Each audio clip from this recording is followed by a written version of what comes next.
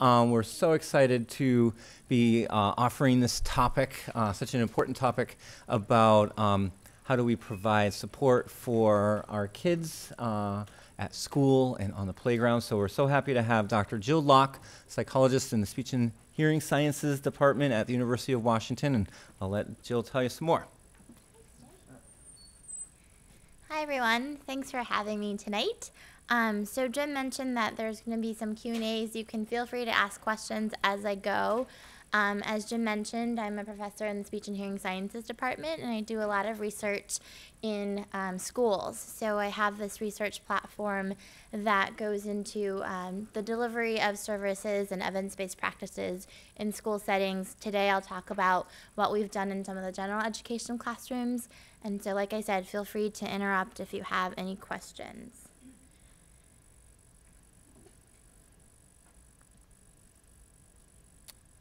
I might have one for Ralph if I can't get this to move. Ralph, my screen won't turn. Oh, there it goes. Just kidding, Ralph.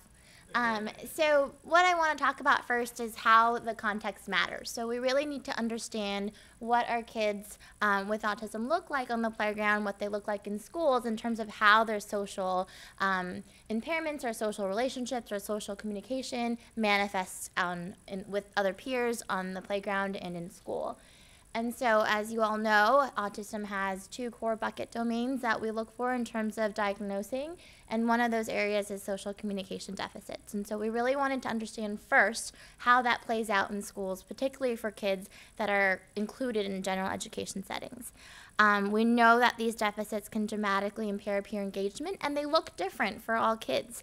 But what we really wanted to tap in on was what the context looks like. So how do these impairments or how do these social skills manifest themselves in the context? And so understanding what supports are available, understanding the structure of the playground, of the classroom, understanding the school culture, which is something that we often don't think about, but how is autism perceived in the school can help explain some of these behavioral manifestations. And more importantly for me, what I care about a lot is how that changes. So we might know something at this particular time, but how do we improve that over time? So one of the core outcomes that we have cared a lot about is called playground engagement. And essentially, that is how the kids with autism engage on the playground with their peers. And so what we know from the literature and some of the studies that we've done is that more often of the time, our students with autism are unengaged on the playground. About 33% of the recess time they spend alone or with an adult solely and not with other peers. And we also know that they are often on the periphery of the playground. So you might see them walking the back fence or alone on walking some of the playground, the lines on the basketball court, and they often may prefer solitary activities. So this is really important for us to know because when thinking about developing a program or a plan to support engagement on the playground, we should really cater that towards the interests of the students and thinking if they like solitary activities, that's perfectly fine. How do we engage other children to join them if that's something that's important to them or important to the families or important to the teaching teams? What we also know on the playground is that children with autism make fewer attempts to engage other children. So they're less often likely to initiate to another child either non-verbally with a gesture or verbally with spoken communication. They're often less responsive to other students when they are engaged by other peers. So if they were asked to play a game or if they were asked to start a conversation or asked something, either by comment or question or non-verbally, they're less responsive. And they often show increased levels of stress. There are some researchers who strapped wristbands on children with autism and measure their stress responses on the playground, and you see spikes in terms of their stress levels when they have to respond to these peers. So you can imagine that this is something that might be anxiety-provoking or maybe very stressful for our students and children with autism. And so we want to think about that and keep that in mind in terms of what it is that we can do to support them. So I tell you all of these things, and I'm painting this picture right now, is really to tell you about what we've learned so that we can then paint that picture and lay that foundation for how we can address some of these things that we know are really important and critical that play out in schools. So what else that we've studied? We've looked at reciprocal friendships. So that essentially means if I chose Jim as a friend, did Jim also choose me back as a friend? And what we see is that in kindergarten, first grade, and second and third grade, and fourth and fifth grade, there are big discrepancies in terms of what we know from typically developing children, who are the light blue bar, and children with autism. So if you look at the light blue bar, I guess it looks kind of white on the screen. Typically developing children get it right about half the time. So they're choosing a kid who's also choosing them back about half the time, a little bit more than that. But you see the rates are a lot lower for our children with autism, and what we've often found when we've done some more sort of follow-up studies is that the kids with autism are naming the most popular child in the classroom sometimes, and that relationship may or may not be in existence. So we want to look at these things because it's really important for us to figure out if the students with autism have at least one reciprocal friend. It only takes one to be a protective buffer and a protective factor against other negative things that come down the future. So depression, anxiety, school maladjustment, things of that nature. And then when we look at rejection nominations from peers by grade group, we see a lot of differences in the upper elementary school grades, but not so much in kindergarten and first, and not in second and third, which is really important to keep in mind because there's that critical piece and critical point in elementary school where things start to change. And so for rejections and nominations, that piece comes later in elementary school when the kids are in fourth and fifth grade. And there are some significant differences there where the kids with autism are receiving more rejection nominations than their peers. So other kids are saying they don't prefer to hang out with our students that have autism compared to the typically developing population. So in terms of what we think of for classroom network inclusion, this is whether or not students have peer connections, whether they have a stable peer group in their classroom.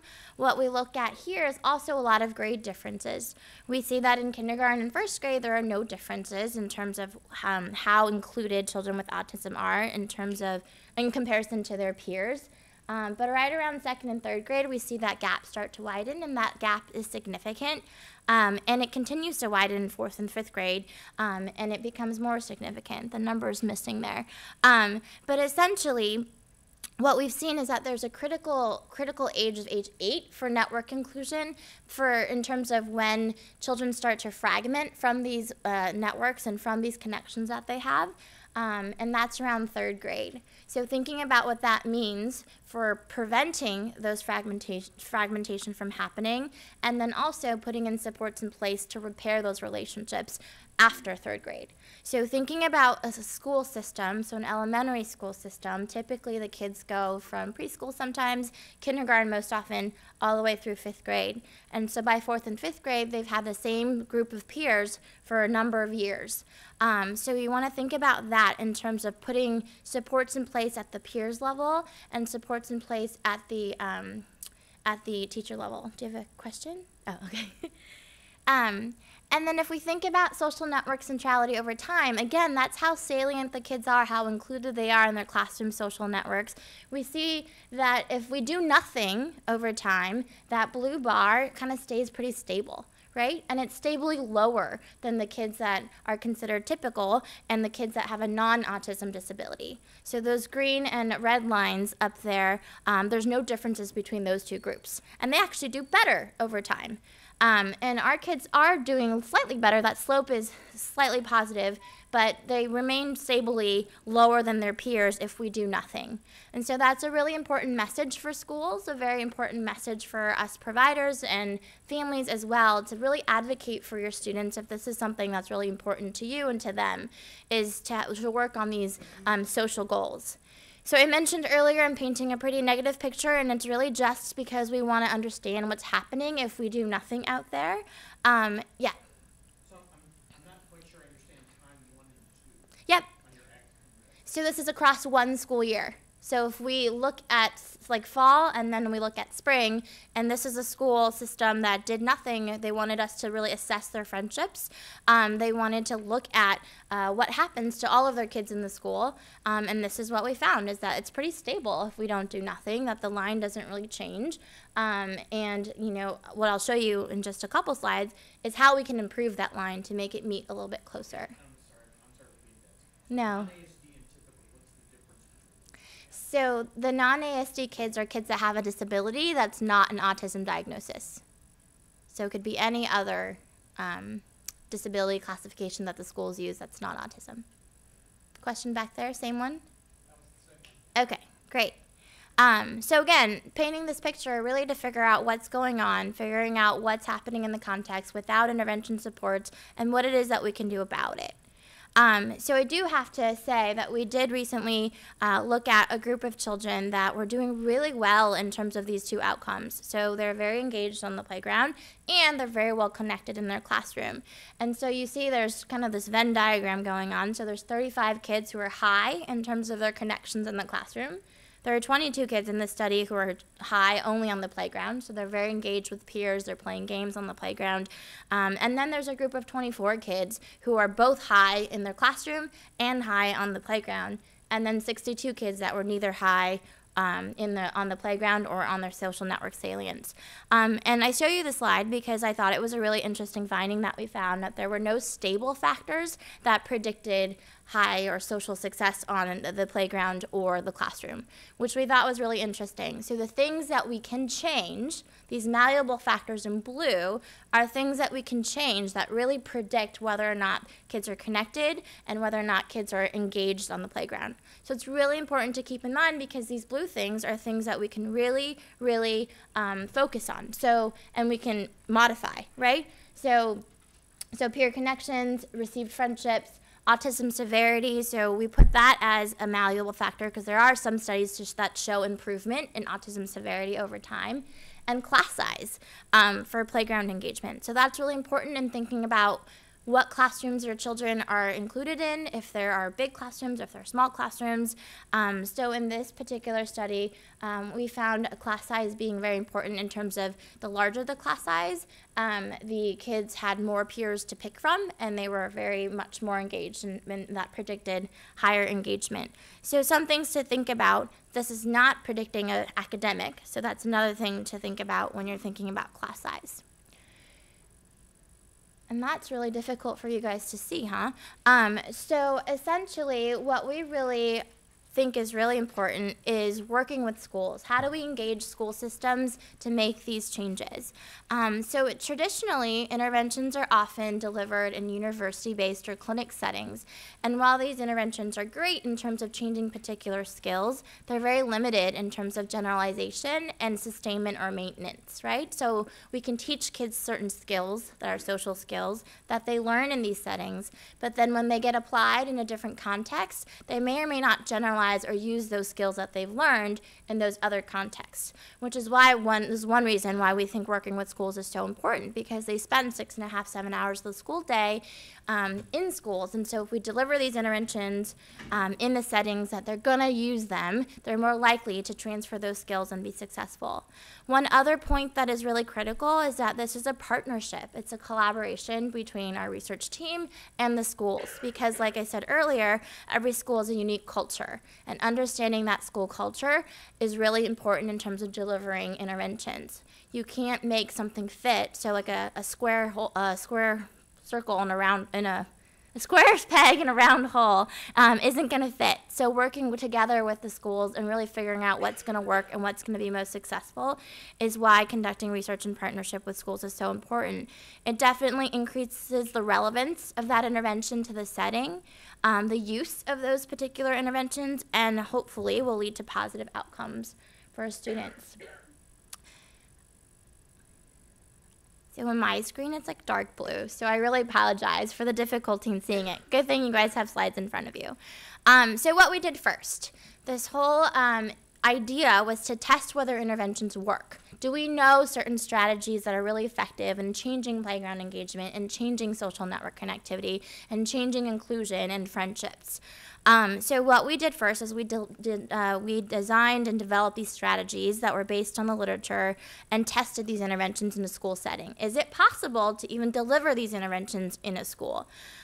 So what we looked at first was a study that we did when I was in graduate school with 60 students that had autism, and we were in 30 different schools, and we randomized the children to 4 different conditions. So there was one where one of us interventionists would work one-on-one with a student with autism, and that was after a battery of information was collected from the parent and from the teacher, and we worked on skills that were individualized to that child. So sometimes it might be that that student really wanted to work on handball because that was a cool game for that particular school.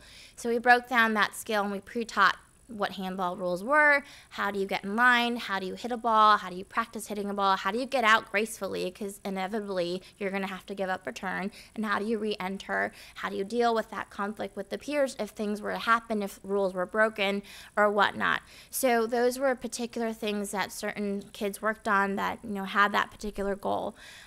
In the second condition, we worked with 3 of the typically developing peers in the classroom, and they were our peer models, and they had a set curricula that an interventionist would work on with them, and this is all during recess, I should say. We met with the kids twice a week during recess and lunch. And so for the peers, we trained them how to be more understanding. We trained them to how to be good leaders. We trained them to what's a difference and how do you understand differences. And then we trained them to be the ambassadors on the playground and on the yard. So it wasn't specifically that they were here to support Jim. They were here to help all kids make friends. So the whole idea was that this was a friendship study that their classroom got selected to be part of. And these 3 peers that the teacher helped select were the models. And so they were demonstrating skills. They were coaching other kids through it. And oftentimes they would list a lot of other kids before they even got to the student with autism. So the other condition was a combined treatment condition where one interventionist worked with a child with autism, another interventionist worked with the 3 peers, and again, it was twice a week for 12 weeks, and then there was a no treatment control where we were just seeing if we didn't do anything, what's it going to look like, and then we randomized those kids to an active treatment afterward. And our goal was really to increase children's engagement on the playground. We really wanted to see if we can change those 2, what we think are meaningful social outcomes. So how engaged are they during these unstructured recess times on the playground? And how included are they with their peers in the classroom? So what we did is we administered surveys to the students in the classroom who consented. And essentially we asked them about 5 questions, and these 5 questions generated different variables. So we got a sense of how connected the kids are, we got a sense of how many friendship nominations they had that they received, how many rejection nominations they got, as well as that reciprocity piece. So if I chose you as a friend, did you also choose me? And then the last question really talked about groupings. So we can see stable peer groups that are happening and forming in the classroom. And so this is what it looks like. So essentially, we mapped the class. We asked the kids who they saw playing together in groups. They gave us that information, and we charted it. And then we ran these analyses, and this is what came out. So this is a real map. I should say we changed all of their names, so just know that's de-identified. And we had one student with autism sign up. This was a 5th grade class. She was what we call an isolate, which means that she did not have any connections before we started the intervention.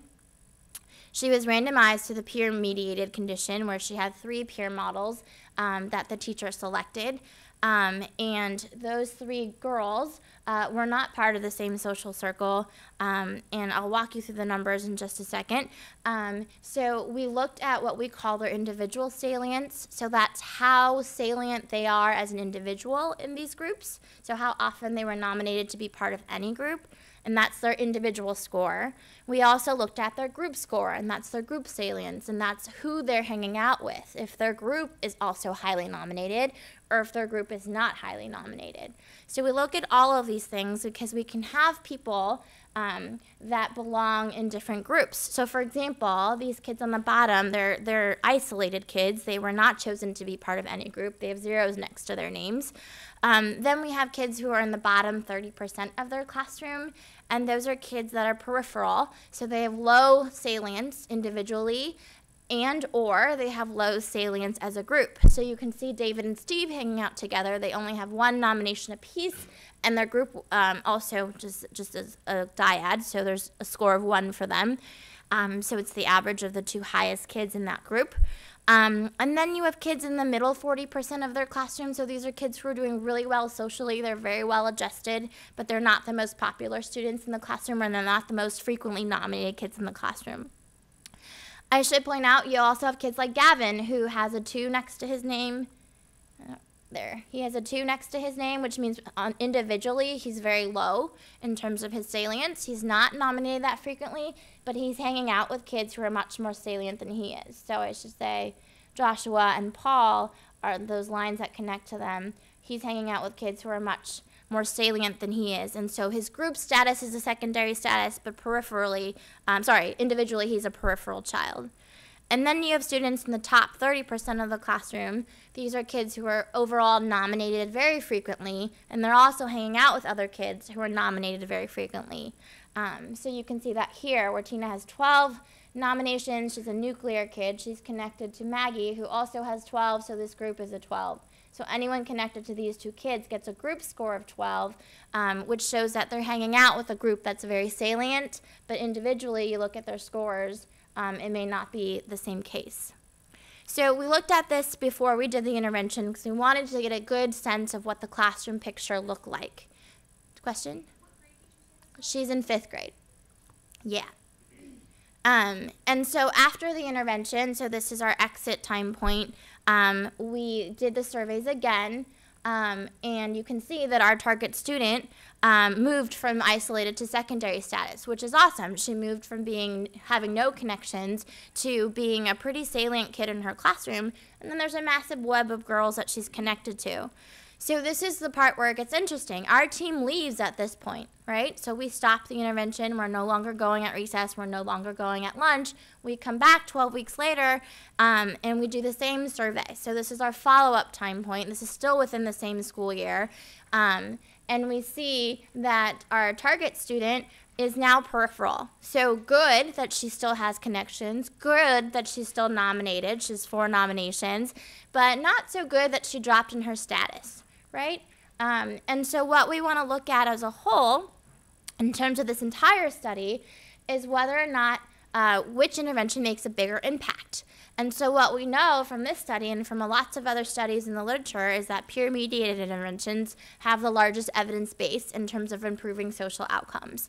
So kids that got this yellow bar, kids that got a peer-mediated intervention, they did a lot better after our intervention, and they stayed that way. There's a little dip, but that wasn't a significant dip, and they're still doing a lot better than this bar of kids who didn't get a peer-mediated condition. So that tells us that peer-mediated interventions are really important. And if you think about that a little bit more broadly, it's about the context, right? We didn't go in and train those peer models to directly work with our student with autism. That was not our objective. Our objective was to train them how to be better leaders in the classroom, how to navigate who needs help, who needs a friend, how do you start those games, how do you sustain that engagement, how do you mediate conflict, how do you gracefully exit from an interaction that may or may not be something that you want to do. So that was what's really important to us, is that context really matters, right? So as these kids in elementary school, we can train them to be ambassadors on the playground. But this drop wasn't something that I was okay with. So thinking about research from a research lens, right? We test these interventions in what we call these randomized controlled trials. We have control over who gets into our intervention. We have control over how old they are, what schools they go to. We have control over all of these things. And part of it is because we want to make sure that what we're actually testing, the intervention, is working, right? So we want to have these tight controls. But if you think about moving from a traditional randomized controlled trial to community practice, right? So moving from efficacy to effectiveness, we look at 3 different systems. So at the system level, so this is like the larger organizational policy level, we see from a traditional randomized controlled trial, so that study I just talked about, the grant funding dictates what treatment is delivered. It dictates how often, how intense, And so there's a lot of tight controls here. In community practice, for example, in school districts where I like to work, that treatment is subject to policy, it's subject to funding, it's subject to whether or not that intervention fits within the programmatic priorities and goals for that particular school year, right? So we don't have as many controls at this level. At the clinician level, so who goes in and actually delivers the intervention, in a randomized controlled trial, we have highly trained and supervised clinicians or providers going in to do the treatment. They're graduate students, they're postdoc fellows, they're licensed psychologists or speech therapists that go in and do these interventions. And they're highly supervised by the principal investigator or whoever else is on the team. But in the community setting, that's not always true, right? Especially for a school district, there might be variable training in who's actually providing those interventions, whether or not they have autism knowledge, whether or not they know about the different autism practices that are available, how often they're supervised, who's supervising them, and how motivated are they to do these interventions in the way that they were designed. And also what's very variable is caseload. So if you ask school providers, they often have a lot of kids on their caseload, way too many that they can actually see in a one-to-one setting, or way too many that they can see in a full week, so they don't get to them every week. So that's all variable at the community level, okay? So those are really important to think about because it's about the context.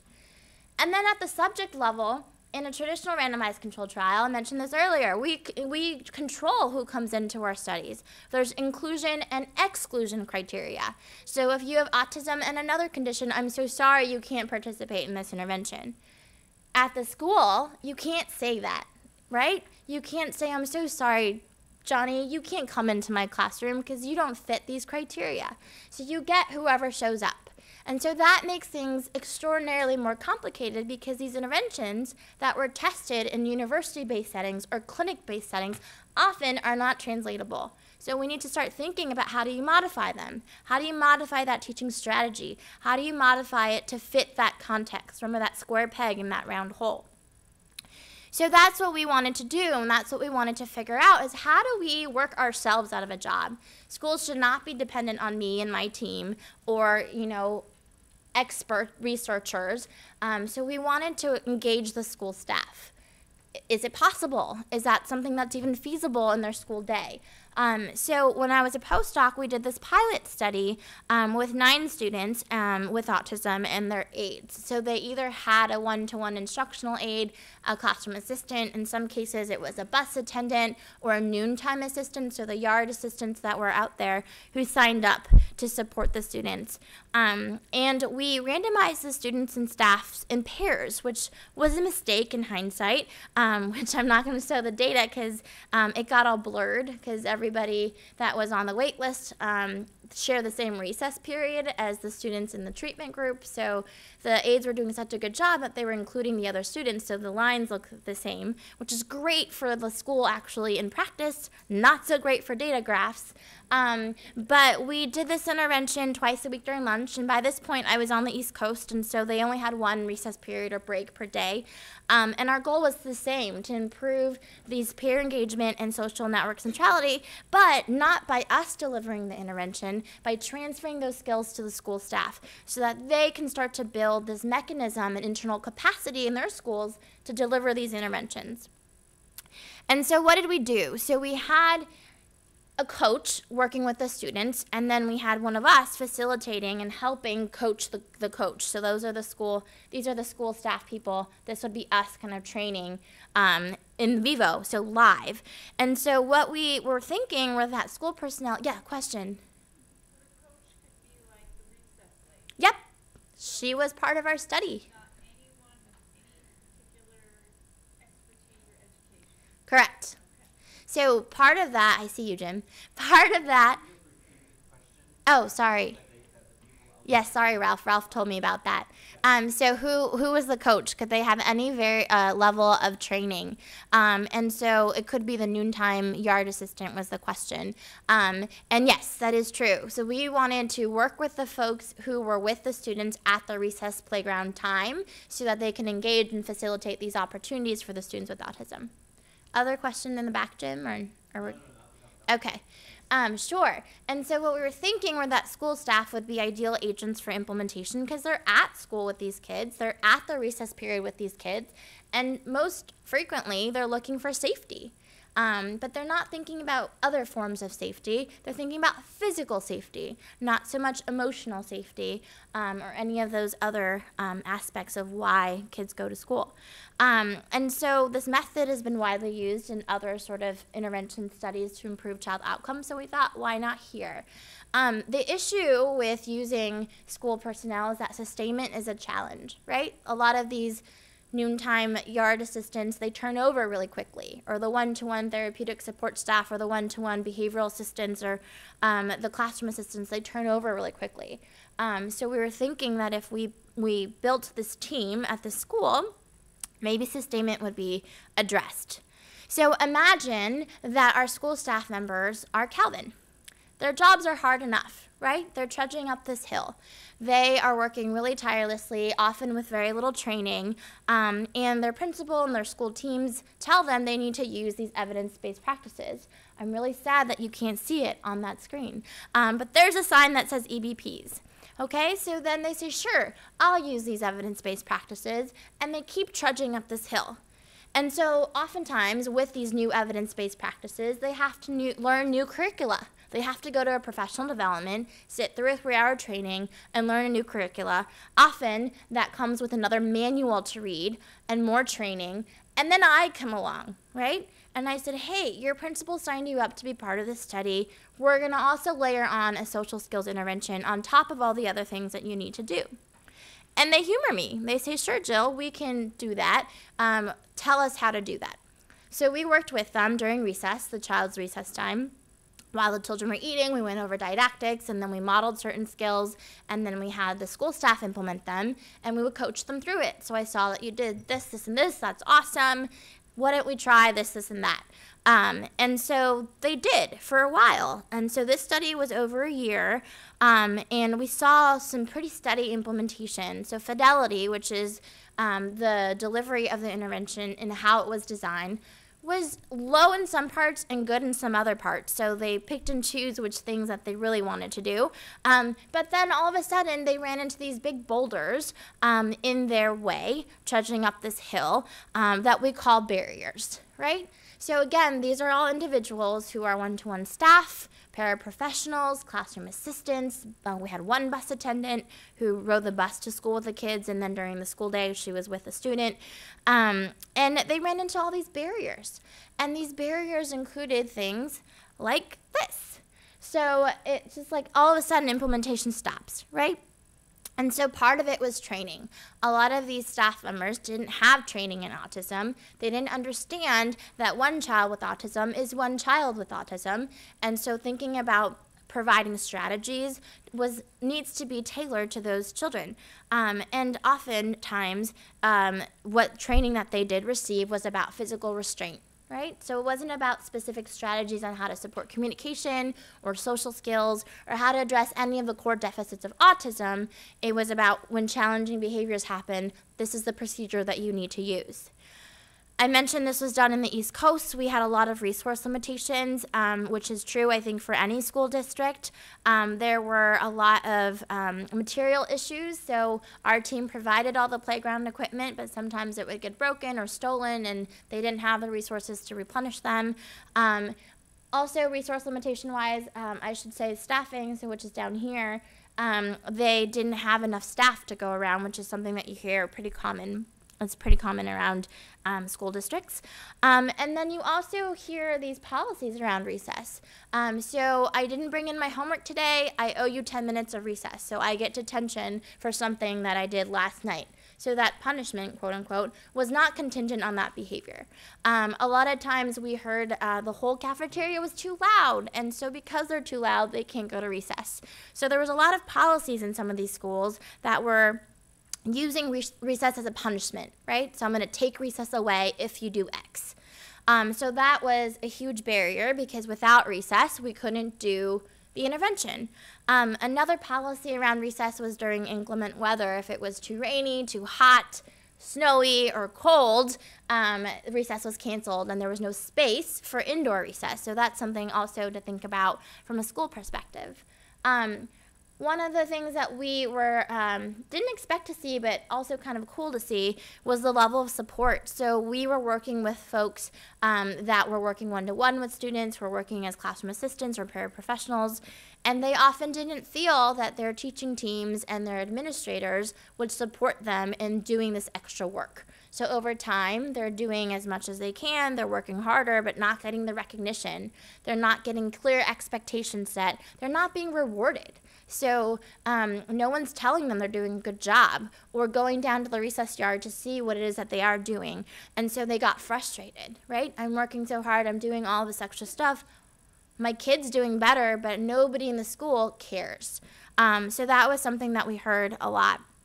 I mentioned staffing already. The other piece of it were these competing demands with the staff. So if another one-to-one assistant was out, our instructional assistants were pulled to cover their shift. If it was standardized testing time, those staff members were pulled to proctor an exam. If there was a field trip or an assembly or something that inevitably comes up in a school, a staff member was pulled from the recess yard to cover a class period or to cover a school trip, to cover an assembly that required more chaperones. So there was always something that happened that took the staff members away from recess. So I mentioned these things to think about them because what we wanted to do in our next study was to really address some of these barriers, to work with the school. Again, it's a partnership to change some of these, to address some of these barriers and change some of these outcomes for the kids. And so you're probably wondering why there's a bunch of rocks on your screen, which will be clear in the next slide. But we did a follow-up study using interviews, and we wanted to talk with the principals, the school staff members, and the teachers and the teaching teams about their implementation experiences. So is this something, using these interventions, is that something that you can do? Is it feasible? What barriers or facilitators? So what helped you do these interventions? So we saw two different things that come up, these two broad themes that came up. One was about general implementation, so how we do implementation of anything, an academic intervention, of music therapy, of art, a new art program, of anything. And so what that implementation process looked like, the staffing that was involved, how the leadership was involved, and how it's supported. And then there was another bucket that was specific to the social skills interventions. So this involved the staffing, the barriers, and the facilitators. And I just wanted to show a quote by a principal who explained the way that implementation should work in schools very eloquently. He said he believes that people fall into three categories. They're either pebbles, they're rocks, or they're boulders. And he said the pebbles are the yes people. Those are the folks that will walk over broken glass or fire to do whatever it is they have to do to keep the job because they ultimately love the job. They have a lot of passion to keep that job. And then there are the rocks, and those are people who sit back and take pause. They think about things before they go and do it, right? They ask intelligent questions, they poke holes in a theory, and they question the curriculum before they're willing to pilot it. And then he said there are the boulders in the building who are the people that are not going to move. And I cut the quote here, but he goes on to say if you light them on fire or you stick dynamite under them, they're still not going to move. Right? But so if you think about the staffing in that way, you can then rearrange your system. So then he talks about understanding the school culture, understanding the staffing in his building, and positioning the pebbles and the rocks and the boulders around the building. And you can think about having pebbles, rocks, and boulders in any setting, right? So you can think about in my department, at Jim's work, wherever, there's going to be these individuals who fall into these categories. And he said if you position them that, so that they're scattered all around the building, every now and then you're going to have a boulder who's resting on a rock. And if you move that rock, it's going to bring that boulder with it, and it's going to collect all the pebbles with it too. So thinking about how you would position these people in the building, how to leverage those resources in a building to get people to try new things and to try new innovations and interventions to support students is something that you need to consider if you want implementation to be successful. So then we were thinking about how do we address these barriers? How do we actually translate research to practice? Remember I said moving from a traditional randomized controlled trial to community practice and to effectiveness is very difficult in terms of the parameters that are involved. So to understand this, you're going to have to know what happens to good and to innovations. So naturally, good ideas spread on their own. So if you take the iPad, who owns an iPad? Show of hands. Lots of people in the room. Good ideas like the iPad spread on their own. So I think in 2009, the first year that the iPads were released, there were 25 million units sold, right? But in 2011, in just 2 years, I think that number was 11 million in just that first quarter, right? So their selling power just exponentially grew. Good ideas spread on their own. No one needs to do anything to make sure those ideas spread. But if you look and if you think about research to practice, again, if you think about what happens in health, that takes a lot longer. So what we know in 1601 is that lemon juice prevents scurvy.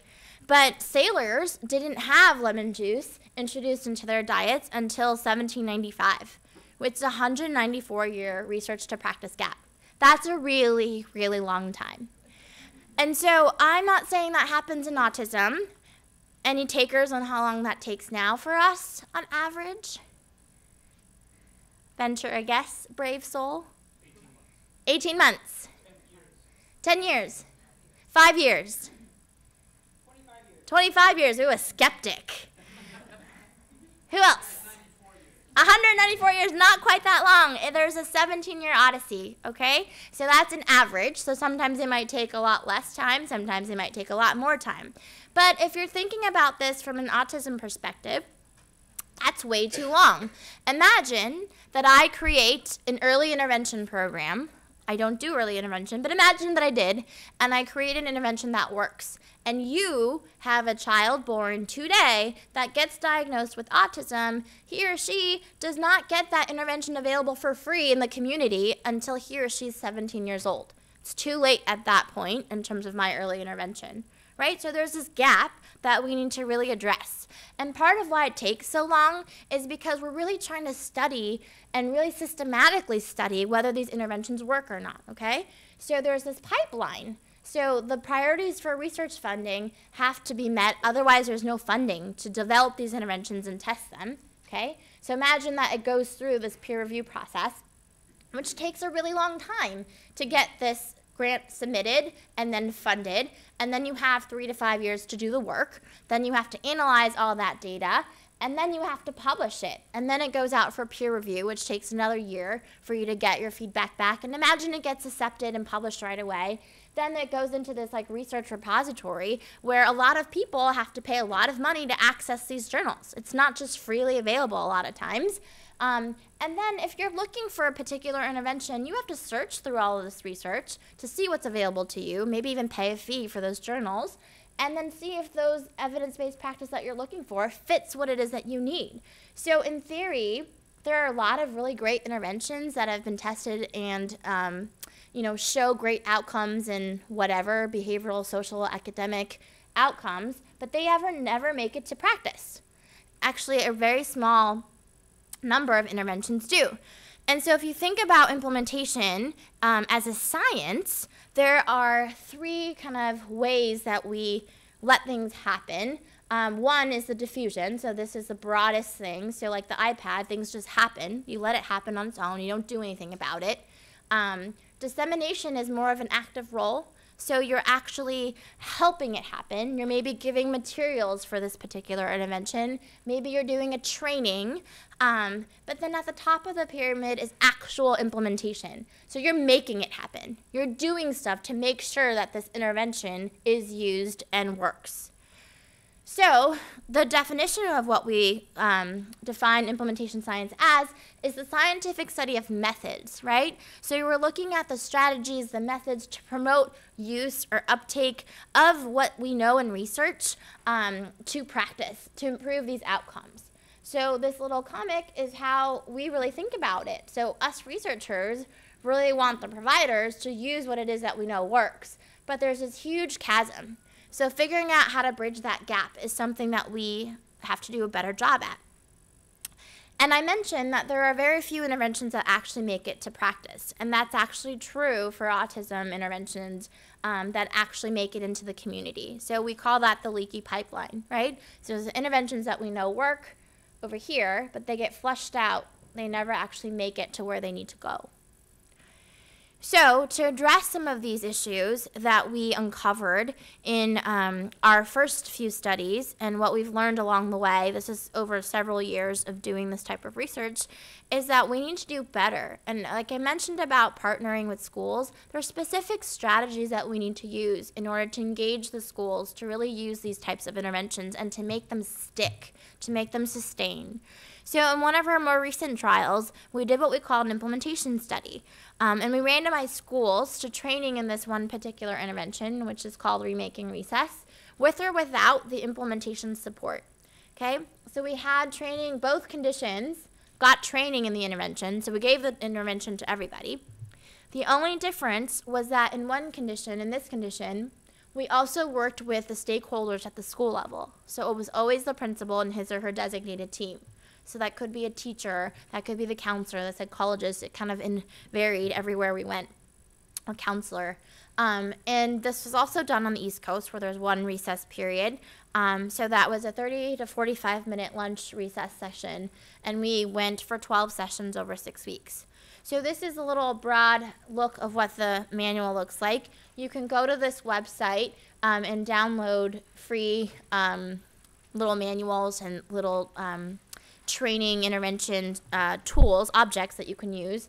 But essentially, Remaking Recess is a school-based social engagement intervention. And it was designed so that we train the school staff to deliver this intervention, not our team, okay? And the idea was that the research team trains the staff to facilitate these opportunities for children with autism on the playground. I do want to say, in all of the years that we've done this, we've only had about a handful of kids tell us, no, thank you, we don't want to participate. Handful of kids with autism say that their recess period is uniquely theirs. I had one little girl tell me, no, Miss Jill, I just want to stim. And that's totally okay, right? We want to respect what it is that these individuals and these children want. But most often we see kids that have been in school, in the same school for a number of years, that have had multiple failed attempts to engage their peers. And so their first coping mechanism is not to engage with other children. So this intervention was designed to facilitate opportunities that are built around those students with autism. And so what we're training the school staff to do, we're training them to scan and circulate the yard, right? It's not just that you're parked here on your cell phone or talking with another yard aide. You're actually scanning and looking for kids that might need a friend. You're looking for kids who are physically being unsafe, but also emotionally who may need some support. Where you're identifying children's engagement states, which I'll tell you about in the next slide. But essentially, you're looking at a hierarchy of engagement. Are they by themselves? Are they near other kids? Or are they actively engaged? They're playing a game or talking or doing an activity with another peer. We train the staff also to follow the children's lead, their strengths and their interests. So you all know that one of the domains for autism that we look for is the presence of restricted and repetitive behaviors. And sometimes that's restricted interests. So there are kids who have a really hyper interest that other kids may or may not enjoy. So thinking about how you leverage those as strengths. It's not something that should be shunned or frowned upon, but something that can be cultivated into something else. So just thinking outside the box. I had one little student, she was a second grader, who her restricted interest was picking up trash. So she would do that at recess all the time. Other kids called her weird and thought she was, a little bit odd. But what we ended up doing was using that interest in her favor. We talked with the principal and the school team about if we could litter things on the playground. The principal said yes, and so we created these team scavenger hunts. And this little girl's social power just went through the roof because she's so good at finding things. So everybody wanted her to be on their team. And obviously her team won every single game because she was so good at it. So it's finding ways to really, raise those interests, celebrate them, to really engage the school staff to think that way instead of thinking, oh, this is weird to you, but maybe this is something that's super cool to the kid. So let's respect that and let's think about how we can use that. We had other kids who really had an interest in like Mario or SpongeBob or some cartoons. And so, again, we would talk with the school staff about what's available and what we're able to do. And we drew a bunch of like obstacle courses with these characters on the playground so that the kids would be interested. Hey, what's that? I want to play with that. And then, again, everything would be with peers. So it's not just them playing with a school staff member. So we're following their lead, their strength, their interests. Part of that is also being mindful of the game selection, right? So you're not going to play ball games with kids that are afraid of balls. So seeing a ball gives them a lot of anxiety. You want to avoid that. You're also not going to play running games with kids who are not coordinated to run. So thinking about their strengths and leveraging those was what we were trying to teach the staff members to really change their way of thinking and frame of mind. We also talked about providing developmentally and age-appropriate activities and games. So thinking about if the kid's in kindergarten, what's appropriate, versus if you're in 5th grade, what's appropriate. So you wouldn't be playing Duck, Duck, Goose with a 5th grade classroom if they didn't ask for it, right? So thinking about how you can really keep them in that age span that's appropriate for their level. We also trained the school personnel on how to support children's social communication, and this was particularly important during lunchtime. So there's a lot of, cafeteria time where they're sitting across with their classroom, so figuring out how to support that communication. So bringing things that you can download on the website, like social menus or joke books, or just objects that can break the ice a little bit. So you can focus your attention on the object and then talk about the object instead of having to focus on the person, which could be very stressful. We also taught the school personnel how to sustain children's engagement with an activity, right? So sometimes, they get bored of playing whatever game that they're playing, and that's totally fine. But figuring out how to keep their engagement for longer and longer periods of time, because we want them to be engaged appropriately and have those opportunities should they want them. The other lessons that we trained the staff members on was coaching children through difficult situations with peers. So finding those really instructionally right moments and making those teaching moments, right? Teaching opportunities to really get in there and provide that social skills coaching in vivo or in the moment. We also provided the staff members with didactics on how to provide direct instruction, on how to specifically target these social engagement skills with both children with autism and their peers, right? Because remember, context matters. It's not just about delivering skills to the child with autism, because that's not fair. You're putting all of the onus on the student with autism when there's all these other kids who also need to learn more pro-social skills and need to learn how to engage the student with autism. And then the last thing, which was really hard for our staff members, is teaching them how to work themselves out of a job, right? So you shouldn't be the person all the time, because when the students grow up, they're not going to be reliant on you. They shouldn't be dependent on you. That's us not doing our job properly. So fading out of an activity or a game so the children can really learn independence, that's ultimately what our goal is. So I mentioned engagement earlier, and if you think about it, it's kind of like a hierarchy that goes down.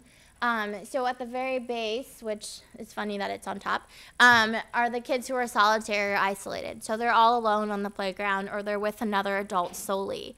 And then if you move a little bit closer, those are the kids that are in proximity to other kids. They're near other kids within that 3 to 5 foot range, but they're really not engaged. Then you also have a lot of kids who just like to watch. Like, what are they doing over there? Which suggests that they have that interest socially, and they're trying to figure out what's going on, right? So this shows a good awareness.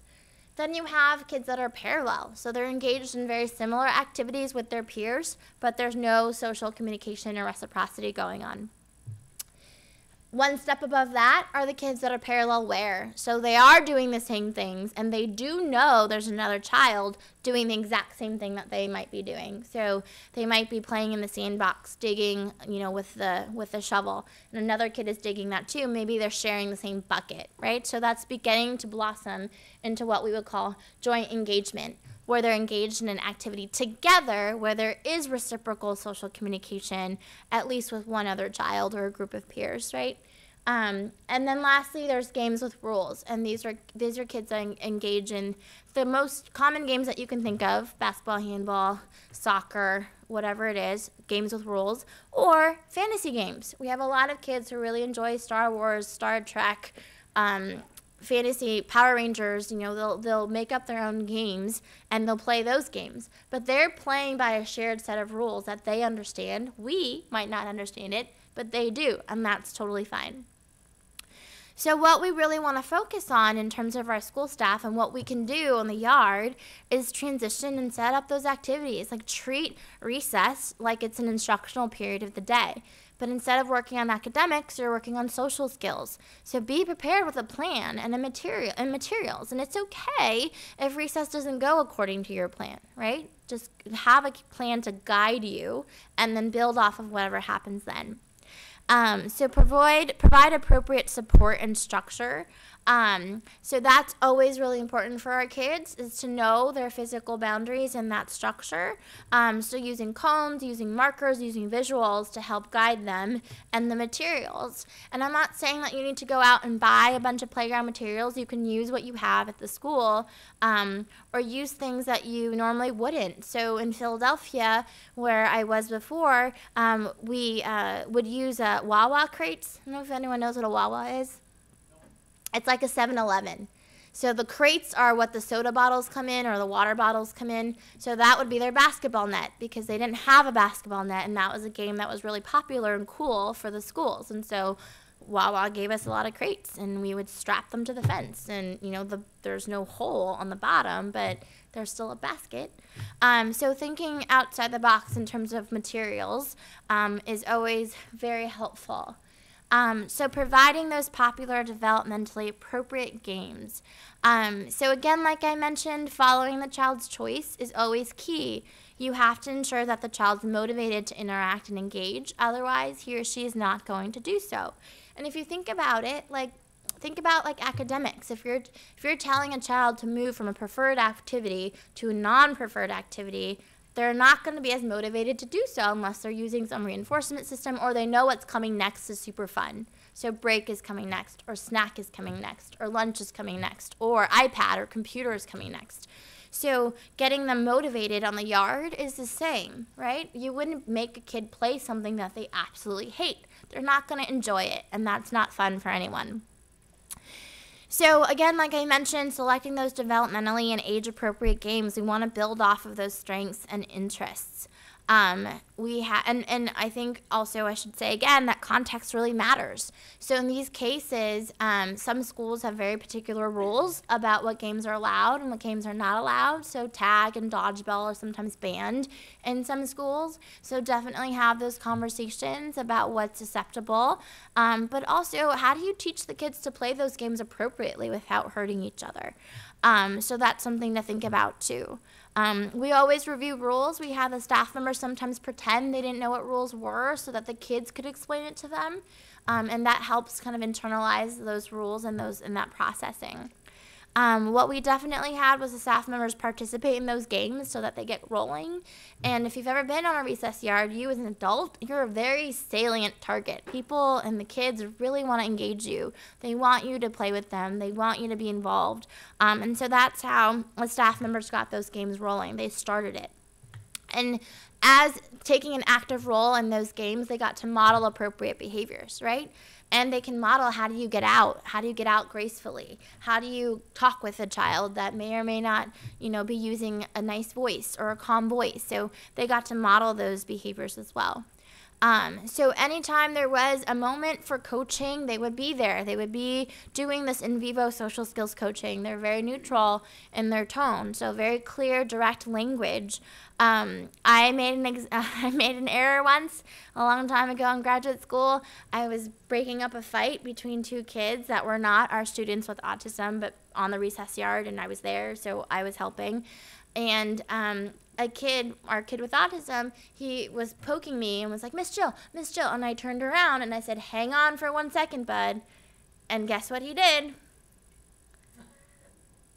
He hung on. He took my body and dropped his weight and hung on for 1 second, because that's what I said, right? So being very clear and direct and simple with your language is really, really important. That was my fault. I took a faceplant straight to the blacktop, but it was my fault because that's what I said and that's what he did.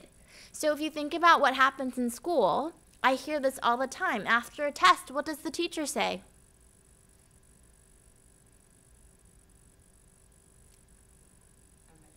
Pencils down. What do you think our students with autism do? I have one here, look. They drop their pencils, right? And then what happens? They get in trouble for being, smart or being, defiant or whatever it is. But it's that literal language. So thinking about using that is really important. And so when we trained our school staff, we talked about using those direct cues and using visuals as needed, right? So our students, a lot of times, are very visual learners. So we want to focus on what is really most useful instead of a long sentence, focusing on what's right in front, right? So I hear this a lot of, go to your seat and make sure you're sitting down on your bottom. But really, just a simple cue, sit in chair, right? That's it. So thinking about those pieces of language, I think, are really important. So identifying the instructionally ripe moments. So these are moments that happen, that come up, that are teachable moments, right? So those are the incidental teaching moments where things just happen that you can then create a lesson out of.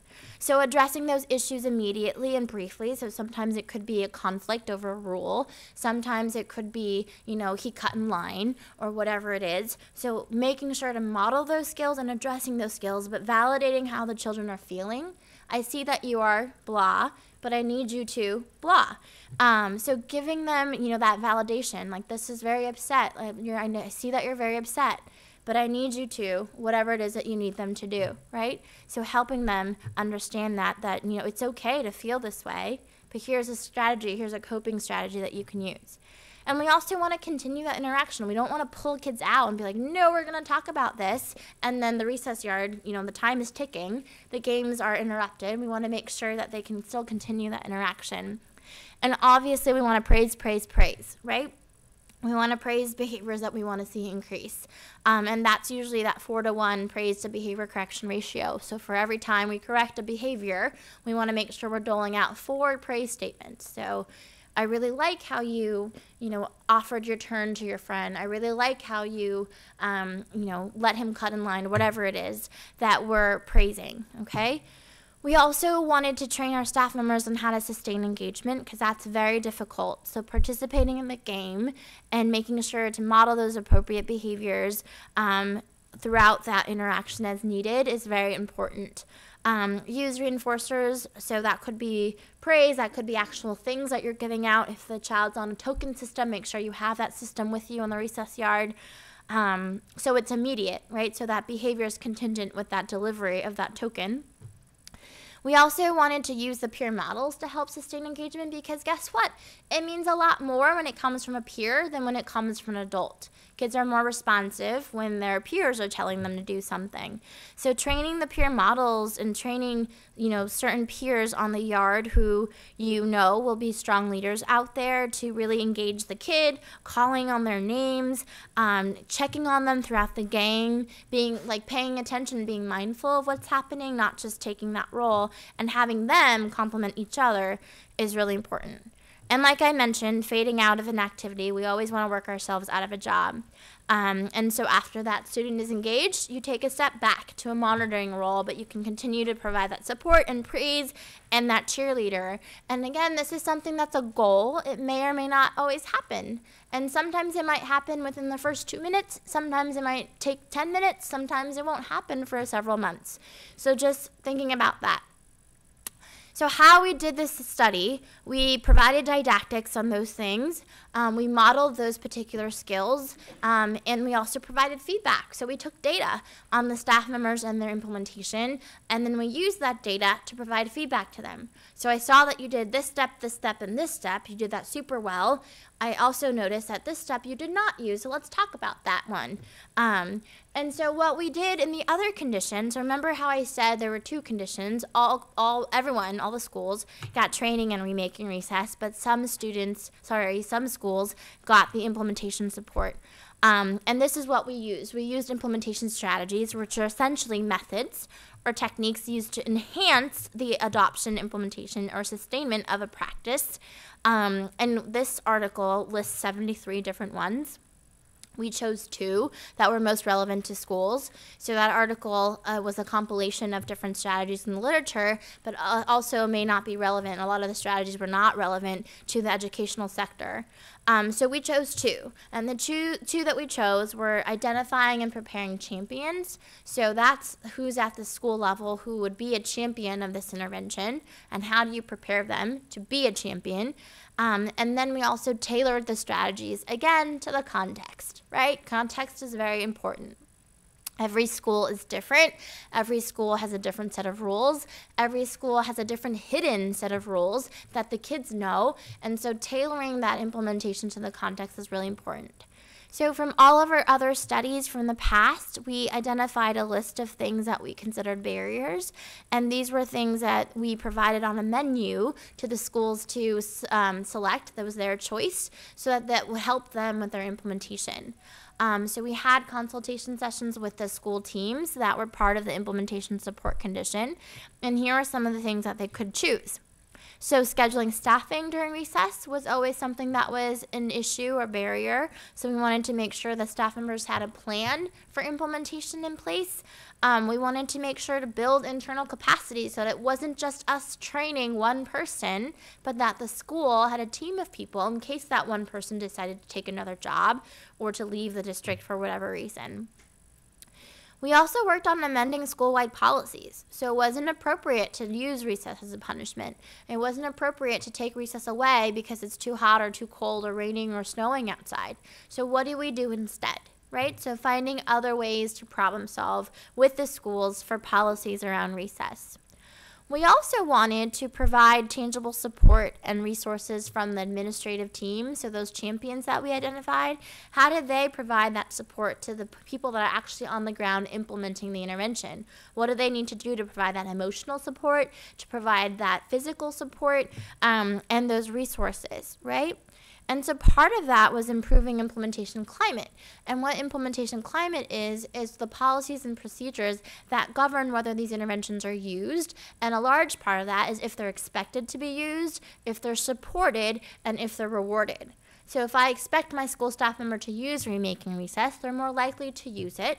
If I support them in how to use it by sending them to training, by giving them resources, by allowing them release time to do this intervention, and how do I reward it? Do I recognize them in a staff meeting? Do I praise them? Do I go down to the recess yard or the cafeteria to see what they're doing and give them feedback? Do I make a PA announcement and say what a wonderful job they're doing? So what do they do that does it? Or, you know, some schools actually went and got candy bars for their implementers or wrote them thank you notes or emails. So thinking about other ways to reward their use. One of the other menu items was adapting and modifying the intervention to fit the needs of the school. Remember that square peg in that round hole. How do we make it fit?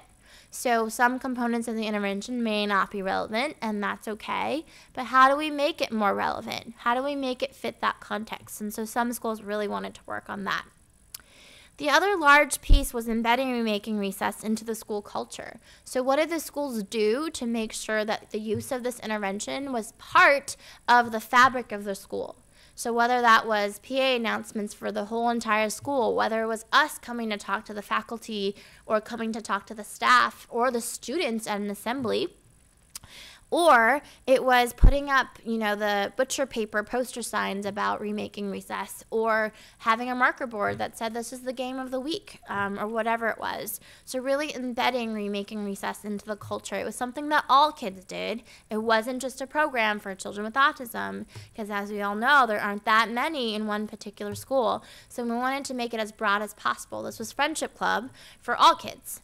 It just so happens that we're tailoring the games to our students with autism, but nobody needed to know that besides the staff. So what did we see? So we did 4 data collection time points. So we have a baseline 1 where we didn't do anything. 6 weeks later, we had a baseline 2 where we didn't do anything. And then we implemented the intervention from here to here. So we trained the staff members from here to here. and then we took more data, and then we left, and 6 weeks later we did this. So everything was 6 weeks apart. We did the same sort of measures that we used in the previous studies, and really we're looking at those two meaningful social outcomes at school, whether the kids were engaged on the playground and whether they were included in their classrooms.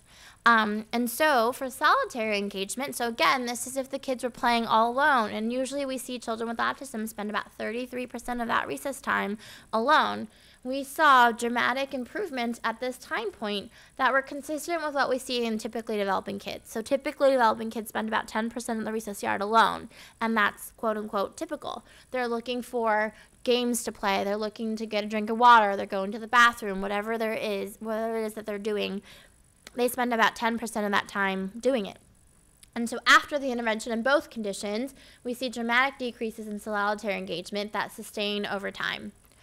Similarly, we see improvements in joint engagement parallel to what typically developing kids do, so about that 60% time, and that's sustained over time as well. So that's really important for us, because what our intervention was doing was improving peer engagement on the playground, and that sustained even after our team left, which suggests that the people that we trained were using it. So then we look at the friendship variables, and those come from the survey that I showed you earlier, right? So these are the nominations that kids receive to be anyone's friend. They're considered a friend. Other kids are choosing them as friends. So we only see improvements in the blue line, which is the implementation support condition, and that sustains over time. So this drop is not significantly different. And so keeping that in mind, we also see improvements in network inclusion. So those webs that I showed you, and I'll show you a bit more in just a second. And again, that sustains over time. So there's something with this implementation support condition that I'll talk to you about that was really key. So what that looks like, oh man, you can't see any of those lines.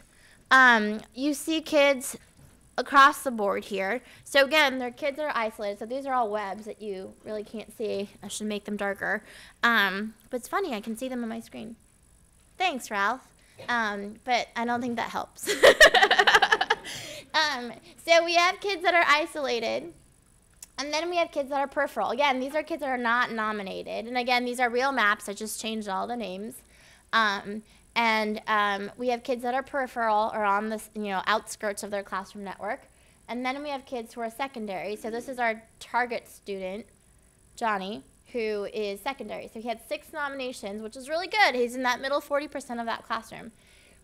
And then you see kids who are nuclear. So these are kids that, again, are in the top 30% of their classroom. So baseline 1, Johnny's a secondary kid. He's doing really well without intervention, right? Good for him. Baseline 2, again, without intervention. We see Johnny again. He has 7 nominations, so 1 more than he had before. And he's still a secondary kid, even though his group that he's hanging out with is pretty popular. And I just want to make sure. Yep. So he's hanging out with Sammy, who's a 13, and Fred, who's also a 13. So his group score is a 13. But individually, he's only secondary, so he's still a secondary kid. After the intervention, you see Johnny again. This time he has 16 nominations. He moved up to be a nuclear kid. So even though he was doing really well to begin with, we moved his salience even higher, which is awesome. And he's hanging out with kids, again, that are also very salient. At the follow-up time point, so this is a kid that got the implementation support condition, or he was in a school that got the implementation support condition. He got 12 nominations at the follow-up, which still makes him a nuclear kid. So you can see that he dropped by 4 nominations, but 12 is the most frequently nominated kid in this classroom. So him and Steve and David got 12 nominations, which is the highest one. So he's still a nuclear kid, which is awesome. So what does this tell us? So we're looking at fidelity of implementation. And so fidelity, like I mentioned, it varies. So some staff members are using it really well, and others are not using them at all. That's okay, Ralph. So essentially, what we've seen from these data and from this study is that Remaking Recess improves peer engagement across the board. We saw improvements in joint engagement. We saw decreases in solitary engagement. But we're thinking that Remaking Recess may be necessary but not sufficient for changing some of those friendship dynamics, those friendship outcomes that are a little bit more robust, right? So how many nominations you get, what you look like in your network inclusion. And the part that might be needed is what we do at the school level. That implementation support piece is really critical. So thinking about how we change the classroom context to mirror what we're doing on the playground and how we're changing the playground context to expand. And so one of the things that I can think of is that we trained some teachers in this condition because they were the ones that had recess duty, right? And so thinking of my kids that have restricted, really highly focused restricted interests, I had one kid who was in love with maps. He can draw any map from any country in the world without even having to go there, right? And so his teacher was part of this intervention, and she translated that restricted interest into her classroom. So for the social studies, you know, when they had to study a different state or a different country, I can't remember which one it was, she included an assignment that was draw a map, right? Draw a map of that particular place that you're studying. And lo and behold, his social power went through the roof. Everybody wanted him to be on their group, in their group, right? Because he's so good at it. So thinking about how you translate what happens on the playground context to how you do that socially in the classroom is, I think, what was going on with this implementation support condition. But we're still thinking about it, and we're still trying to unpack some of these things because every school is very different, and some of the things that they selected was very different. So thinking about steps that we can reset expectations, right? So school is not just a place for academic learning, it's also a place for socialization. So viewing it as an important objective, not just for our kids with autism, but for all kids. It's something that we need to do a better job at. So having these structured social activities could provide an immense benefit for students and staff. So we didn't take data on this, but a lot of our staff members said the number of incidents, like referrals to the office, decreased when they had the kids engaged, right? But if you just let the kids go out to recess for a free-for-all, there were a lot more conflicts and a lot more nurse visits and office referrals for the next period. So that's data that we didn't take, but stories that we heard. So setting up a schedule, that's very important for the staff, and delineating their roles. So who's going to do what during that recess period. So incorporating, like we said, Friendship Club. It wasn't Remaking Recess or Lunch Bunch or whatever you want to call it. You can call it whatever you want. But make sure that includes typically developing peers. Because remember, peer-mediated interventions are one of the largest, strongest evidence bases for improving social outcomes for children with autism. So again, I mentioned using objects to help with that conversation during lunch. So it could be conversation starters, topic boxes, menus. Again, you can download the stuff for free at this website. And really, we just want to make sure that the kids are engaged. And finding what interests them and engages them and what they want is, I think, really important. And I just want to thank my funders, so the Autism Science Foundation, NIH, and the FAR Fund, and take any last-minute questions. Yeah. So Jill doesn't have to repeat the question. Oh. Okay. So you've got a tremendous amount of data, and I'm bleary-eyed. Sorry, it's very. No. I don't mean quite literally. I mean, you know, the data that you have and the work that you put into this is absolutely immense. I mean, it's unbelievable. Me being a simpleton, what are the 3 very simple statements that you want me to take away from tonight? Yeah, that's actually a really good question. So I'm thinking 3 things. I'm thinking that social challenges are very apparent in schools, and that has a detrimental effect, again, when kids turn about age 8. So thinking about 3rd grade as a pivotal point as one of my take-home points. The second point, if you didn't get, was that context matters. So thinking about your classroom context, the playground context, the school context. And then the third being that socialization is something that schools should view as something that's really important to target. So how you target that, I presented some strategies on how to do that, but I think that's something that needs to be on IEPs. That's something that you guys should have a conversation about early, to put things in place to prevent some of those networks from breaking up. I think those are the 3 things. And so when I say putting things in place, strategies and interventions to support those relationships so that they continue to happen is easier than having to repair those relationships after those relationships are broken, right? So what I didn't show today are some videos of individuals talking about their recess experiences. And one particular individual talks about how he was always it. He was always the monster in their game, and he didn't want to be it anymore. So he told his friend, if you tag me and be it one more time, we're not going to be friends anymore. Right? And so what happened, his friend tagged him. So he said, I was true to my word, and we were not friends anymore.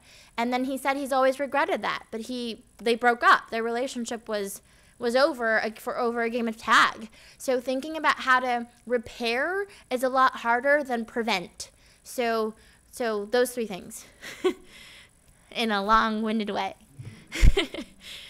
Yeah. Could you talk a little bit more about like the peer-mediated intervention and what that looked like, and how you guys helped to train the typical kids? Yeah. Specifically, like, I think you mentioned like leadership and inclusiveness, but those are pretty vague topics for 8-year-olds. Yeah, so we met with the 3 peer models separately during their recess. So they gave up their recess time twice a week to work with us. And we had a didactic each week. And how we delivered it was we followed this like curricula guide that we had. But again, we tailored it to the context. So how do you develop leadership? So we talked about what it means to be a leader. We also asked them about, so this leadership happens like midway through. So we've had a lot of lessons where they've talked to us about situations that have happened either in the classroom or on the yard. And we would talk about what a leader means, how did, so-and-so show leadership in this particular situation. So again, it was individualized to that context. But then we would talk about different strategies and how you would demonstrate being a good leader. And that was what they generated. And then we would role play. We would go over different ways to practice what a good leader means and what that looks like. And we would make it scenario based, right? So if it was, I started a game and I wanted to invite people to play with me, how would you do that? So we would practice that in our little small group. And then we would take things out onto the yard, and then they would get to implement it for real. But we didn't do that until midway through. So in the beginning, we're teaching them about what being a friend means. What does it mean to be different? What does that mean? And so we talked about it in ways that were very individualized to them. So some kids would say I'm different because I was new to the school this year. Or other kids would be like, I'm different because you're a boy and I'm a girl, or whatever it is. So whatever difference it was, that's what we ran off of to teach that particular didactic. And one more thing. So I think you said there were 3 typical kids who you trained. Yep. Did you see that generalized to other kids in the class, or is that something that you think would benefit the rest of the class to have like a school-wide training? Yeah, so we did a small group to begin with because we thought it would be easier to change the mindsets of 3 kids instead of the whole group. But what we did see in our most successful cases was that those 3 peer models or ambassadors would then engage the rest of the class. And so we had some kids actually, so they had homework every single session after they left us. They were to practice something, and then the next time we would come back, they would report on what it is that they did. Then we would try those things together and make sure to problem solve anything that came up. But what we did see was that there were a lot of kids who should not be a peer model, right? And sometimes the teacher tapped the wrong kid to be part of our group. So that's why we had 3. In case one didn't work out, we still had 2 more. But it was an issue in terms of like selection, who would want to give up their recess, who actually consented, because we didn't ask anybody who said, no, we don't want to fill out the survey, because their families already said no, so we wanted to respect that. So maybe it wasn't the right person that we actually trained, but I think that's why we had 3. Also, because if one was absent, we still had 2 more, whatever it is. But I do think that there is some, it's important for us to think about peer sensitivity and training on a larger scale. It was a sensitive topic for us because we're researchers. We're not allowed to disclose anything, and everything's anonymous and confidential. So we had some families ask us, should I tell the rest of the kids and parents in the class that my kid has autism? That's not a decision that we can make. In that particular study, we had 2 families do that. One family, it worked out super well. The kids had an explanation for why this little boy behaved in the way that he did. The peers were really responsive, especially the girls. They liked to mother him. In another case, from that same study, it turned out disastrously. The boys picked on this particular boy even more because they had a reason to. So, I mean, that's not something that we can do, but I think peer sensitivity training is definitely worth it. And how you engage it, I think, has to be very sensitive and delicate. Thanks. Yep. So there is a question from Everett that we're going to take next, and then we'll go in the back here. Hi, can you hear me? Yes. Hi.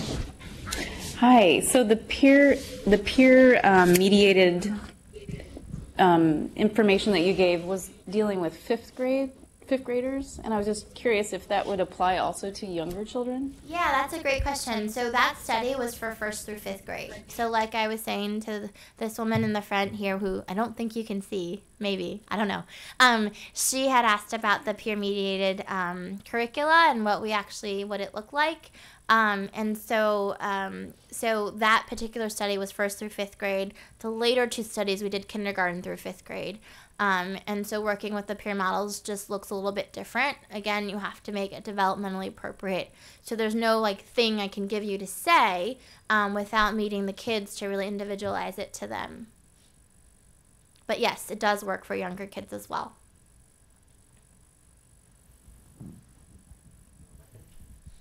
Hi. Hi. I really appreciate your research. It's really practical. I work in the public schools, so it's very helpful. Tomorrow I'll go to my elementary school. What should I do? Great question. So how many students with autism do you have, and in what grades are they in? Personally, 4, and they are from K to 4. Yep. Yep. So I would start by learning what's really interesting and fun to play at that school. Again, context matters, right? So doing your research first and doing your homework about what games are allowed, what's going to raise their social power, because that's, I think, how we change those networks, right? We flipped the way that some kids viewed our kids with autism, and that is through the context. So I think doing your homework on what that context is like, and then I think pending those kids, if they're younger or older, if they're included or not included, or if they're spending part of the day in gen ed and part of the day not in gen ed, figuring out when's the appropriate time to pre-teach them the skills so that they're more likely to be successful when it comes game time, right? So when it's actually recess, you can't do a do-over. They have to be performing that way. So I think pre-teaching, role-playing, rehearsing, those are all really helpful sort of strategies to work with the students before they get out there, because you're more forgiving than a peer would be. So if they mess up, quote unquote, with you or have a social blunder with you, you're going to forgive them. But they might not be forgiven as easily by a peer who might take offense or might hit them or whatever it is that happens. So context, and then have a plan and prepare that plan based on that student's interests and needs and strengths. Okay. And on page 6, TX means what? Does treatment. That mean treatment, okay. Yeah.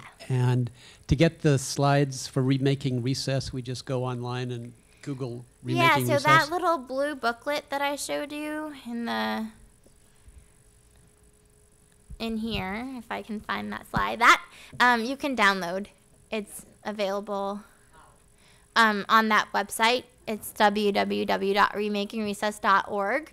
And then if you click on equipment, I think that's a tab.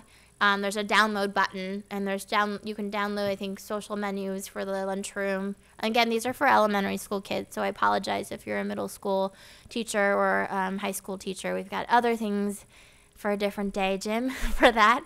Yeah, sure. So, yeah. You're welcome.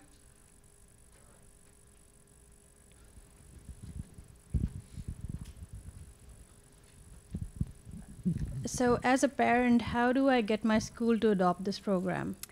That is a really good question, and one that I think involves a conversation with your school team. So IEP time would be a good time to bring that up, or even, I don't know how close you are with your school team to talk with them.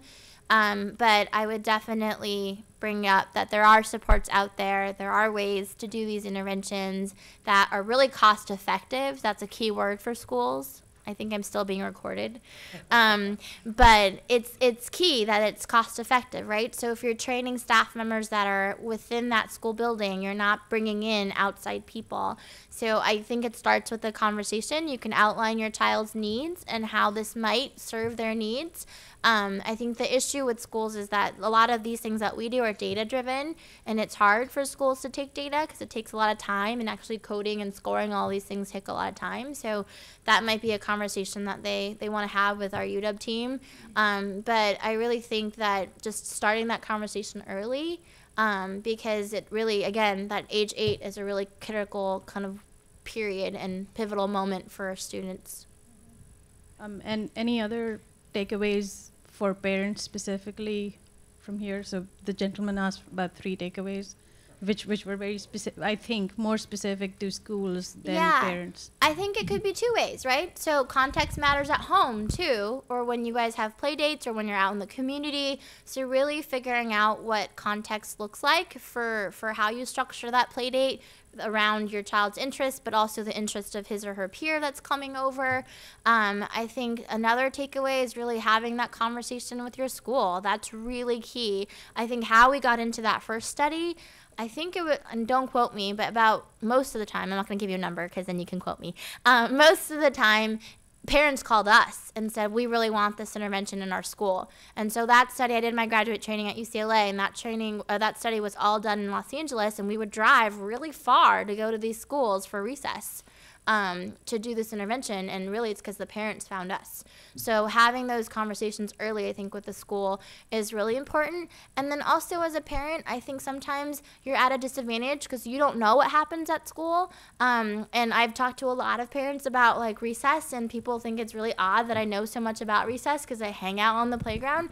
But I think that's a really important conversation because your teachers also don't know what's happening at recess because they're not out on recess. That's their prep time or their break time. So really talking with the staff members that are out there, the yard assistants, if your child has a one-to-one assistant, if the child has a classroom assistant, really engaging the people that are out there to figure out what's happening. Because the more you know about what's happening, the more you can structure it so it's consistent at home too. So if you know your child really likes hopscotch or whatever it is, make sure that hopscotch is available at home so they can practice with you or with their siblings or cousins or friends in the neighborhood. So really, I think the takeaways are kind of similar. Yes.